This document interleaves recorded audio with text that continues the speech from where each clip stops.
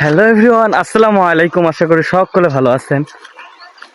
আজকে আমি আসছি একদম যেটাকে গ্রাম্য ভাষায় দোলা বলা হয়, দোলাবাড়ির মাঝে, মানে ক্ষেত বাড়ির মাঝে। দেখেন পুরো এলাকার যত ধান ছিল সব ধানগুলো কেটে কিন্তু একদম এলাকাটা ফাঁকা, একবার ফাঁকা ধরা চলে। সবাই বলে গ্রাম অঞ্চল ছোট, গ্রাম অঞ্চল ছোট। দেখেন কত বড় দেখাইতেছে, পুরাটাই ফাঁকা একটা জমি। আর ধান কাটার পর এই সময়টা মূলত গরু ছাগল সবাইকে এখানে নিয়ে আসে, বেঁধে রাখে, ঘাস খায় তারা কিন্তু। আর এখন বর্তমানে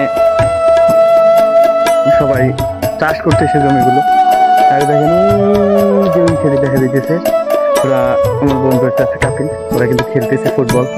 আর আমি এই যে আরেকটা ভিডিও আপলোড দিয়েছি চ্যানেলে, ওটাতে বলছিলাম যে পুকুর শেখার কথা। আমি জলঢাকা থেকে আসলাম, পরীক্ষার কথা ছিল না, তারপর গেছি, আমাদের বাজার থেকে আসলাম। আসার পর এখন ওই ঠেসা নিয়ে গবেষণা করতেছি যে হাতের চেষ্টা, যেহেতু মোটর লাগাবো তার জন্য একটু কারেন্টের ইয়ে করতে হবে।